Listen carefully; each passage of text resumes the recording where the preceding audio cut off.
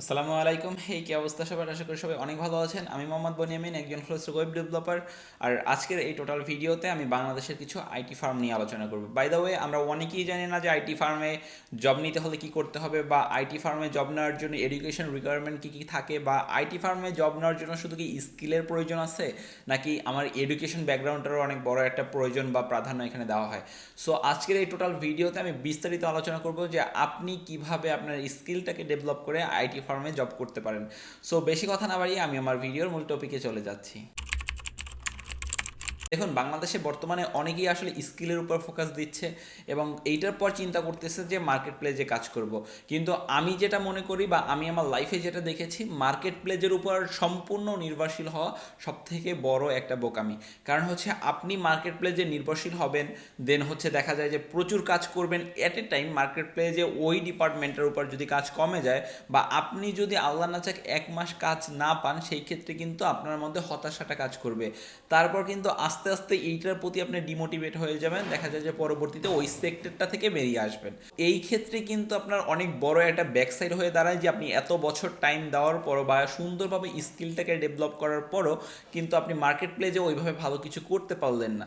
But market প্লেসে আপনি সম্পূর্ণ যে নির্ভরশীল হন, এটা আমি কখনোই চাই না। কারণ মার্কেট প্লেস এমন একটা জায়গা যেখানে আপনার স্কিলের পাশাপাশি আপনার ভাগ্যেরও কিন্তু অনেকটা হাত আছে। আমি সবসময় যেটা বলি, আপনার কিছু ক্লায়েন্ট, যে ক্লায়েন্টরা আপনাকে প্রতিনিয়ত কাজ দেয়, এই ক্লায়েন্টগুলোকে আপনি মার্কেট প্লেস থেকে বাইরে নিয়ে আসবেন, পাশাপাশি তাদের সাথে বাইরে কন্ট্যাক্ট করবেন, যাতে পরবর্তীতে তাদের নতুন কাজগুলো আপনাকে ইজিলি দেয়, বা আপনার অল্টারনেটিভ হিসেবে তারা অন্য কাউকে হায়ার করতে না হয় তাকে। এই ক্ষেত্রে কিন্তু আপনার স্কিলটা খুবই গুরুত্বপূর্ণ ভূমিকা পালন করে। পাশাপাশি আপনার লাকটাও ভালোভাবে ফেভার করতে হবে, কারণ আপনার ওইভাবে ক্লায়েন্ট পাওয়া কিন্তু খুবই কষ্টকর হয়ে দাঁড়ায়। বাংলাদেশে বেশ কিছু ফ্রিল্যান্সার আছে যারা কিন্তু এই টেকনিকটা ফলো করে অনেক দূরে এগিয়ে গেছে। দেখা যায় যে তারা কন্টিনিউসলি ওই সকল ক্লায়েন্টের কাছ থেকেই কাজগুলো নিচ্ছে, পাশাপাশি ওই সকল ক্লায়েন্ট তাদের সাথে যোগাযোগ রাখতেছে, কন্টিনিউসলি কাজ দিচ্ছে। সো এক কথা একেবারে ফুল টাইম একটা জবের মতো হয়ে যাচ্ছে। কিন্তু অনেক ফ্রিল্যান্সার আছে বা নতুন ফ্রিল্যান্সার আছে, তাদের মধ্যে সর্বপ্রথম যে ভুল ধারণাটা থাকে বা সর্বপ্রথম তাদের যে প্রবলেমটা থাকে, সেটা হচ্ছে আমি আসলে মার্কেট প্লেসে ওইভাবে বিট করতে পারবো কিনা, বা ওইভাবে কাজ পাবো কিনা, বা মার্কেট প্লেসে আসলে সবসময় কাজ করা যাবে কিনা। তো এই ক্ষেত্রে তাদের আমি বলবো, মার্কেট প্লেসের বাইরে যদি পসিবল হয় আপনি আপনার ক্লায়েন্টকে নিয়ে আসুন এবং কাজ করুন। এখন আসি মূল টপিকে, যেটা হচ্ছে আইটি ফার্ম। বাংলাদেশে বেশ কিছু আইটি ফার্ম আছে যেগুলো আমরা অনেকেই জানি না বা খোঁজ খবর নেই না। তাদের মধ্যে অন্যতম হচ্ছে টাইগার আইটি বাংলাদেশ লিমিটেড, যেটা সো এইটাতে কিন্তু প্রচুর পরিমাণে কাজ করতেছে মানুষ, বা প্রচুর বাংলাদেশি কাজ করতেছে। পাশাপাশি তারা বিদেশে অনেক ডেভেলপারকে হায়ার করিয়ে তারপর নিজেদের কাজ করিয়ে নিচ্ছে। তো এই ক্ষেত্রে কিন্তু আইটি ফার্মরা আপনার মার্কেট প্লেসের পাশাপাশি অল্টারনেটিভ হিসেবে একটা কাজ করতে পারে। এখন আসি আইটি ফার্মে কাজ করতে হলে আপনাকে আসলে শিক্ষাগত যোগ্যতার দিকে কতটুকু নলেজ বা কতটুকু গুরুত্ব দিতে হবে। দেখুন, আপনি বাংলাদেশে ওয়েব ডেভেলপমেন্টের কাজ করতেছেন, as a full stack web developer হিসেবে আপনি মার্কেট প্লেসে কাজ করতেছেন।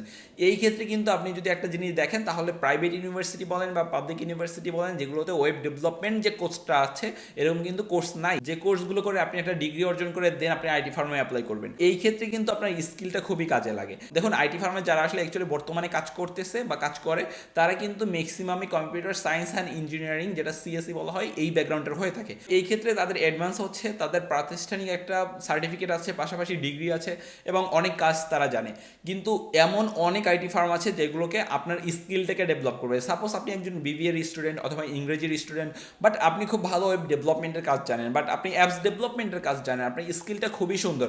সেই ক্ষেত্রে কিন্তু আপনি আপনার বিবিএর যে সার্টিফিকেট আছে বা বিবিএর যে ডিগ্রি আছে, ওই ডিগ্রিটা দিয়েই কিন্তু আপনি আপনার স্কিলটাকে কাজে লাগিয়ে আইটি ফার্মে জব করতে পারবেন। রিসেন্টলি বাংলাদেশের আইটি ফার্ম বলেন বা দেশের বাইরে যে আইটি ফার্মগুলো আছে, তারা কিন্তু স্কিল বেসড হয়ে যাচ্ছে। প্রতিষ্ঠানিক আপনার যে আসলে ডিগ্রিটা আছে, এই ডিগ্রিটার দিকে তারা কিন্তু ওইভাবে গুরুত্ব দিচ্ছে না, আপনার স্কিলটার উপর গুরুত্ব দিচ্ছে।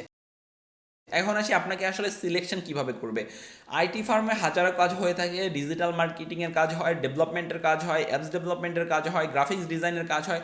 আইটি ফার্মগুলোতে মূলত আইটি সলিউশনগুলো দিয়ে থাকে। এই ক্ষেত্রে আপনি একজন এক্সপার্ট হিসেবে আপনি যদি ওয়েব ডেভেলপমেন্টের কাজ জানেন বা অ্যাপস ডেভেলপমেন্টের কাজ জানেন, সেই ক্ষেত্রে কিন্তু অ্যাপস ডেভেলপমেন্ট যে সেক্টরটা আছে আপনি ওই সেক্টরে অ্যাপ্লাই করতে পারেন, ওয়েব ডেভেলপমেন্ট সেক্টর আছে ওই সেক্টরগুলোতে অ্যাপ্লাই করতে পারেন। বাট প্রয়োজন হচ্ছে আপনার স্কিলটা খুবই ভালো হতে হবে, কারণ তারা দেশের বাইরে বিদেশি যত ক্লায়েন্ট আছে ক্লায়েন্টের সাথে কাজ করে, স্কিলটা খুবই গুরুত্বপূর্ণ।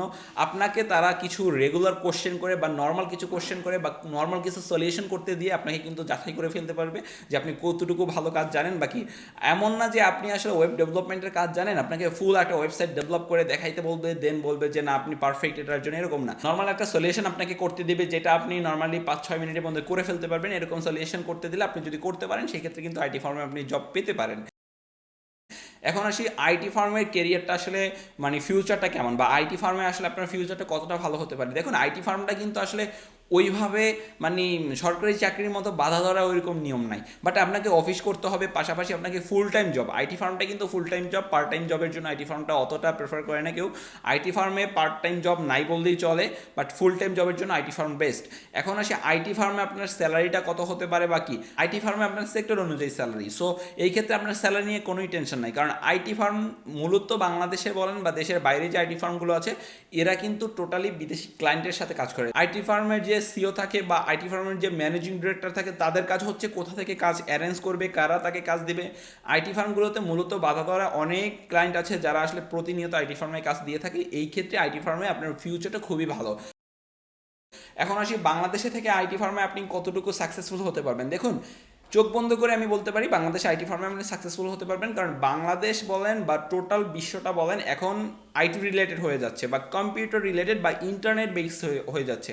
সো এই ক্ষেত্রে কিন্তু আইটি ফার্মগুলোর গুরুত্ব ফিউচারে আরও বাড়বে। বাংলাদেশে হাইটেক সিটিটা উদ্বোধন হওয়ার সাথে সাথে দেখবেন যে বাংলাদেশে এই ওয়েব ডেভেলপার বলেন, অ্যাপস ডেভেলপার বলেন বা গ্রাফিক্স ডিজাইনার বলেন বা ইন্টারনেট বেসড যে কাজগুলো আছে ডিজিটাল মার্কেটিং বলেন, তাদের গুরুত্ব অনেক বেড়ে যাবে। তারা পার্মানেন্টলি ফুল টাইম গভর্নমেন্ট জবের মতো জব পাবে। সো এই ক্ষেত্রে কিন্তু এটার ফিউচার অনেক ভালো।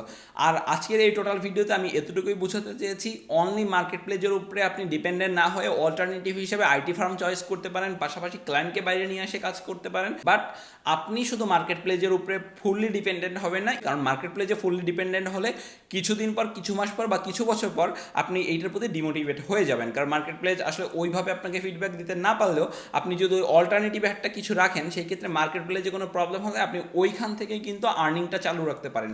সো ভিডিওটা যদি ভালো লেগে থাকে অবশ্যই একটা লাইক দিবেন, চ্যানেলটা সাবস্ক্রাইব করে আমার পাশে থাকার চেষ্টা করবেন, আর চ্যানেলটা ঘুরে আসার জন্য অনুরোধ রইল। আসসালামু আলাইকুম।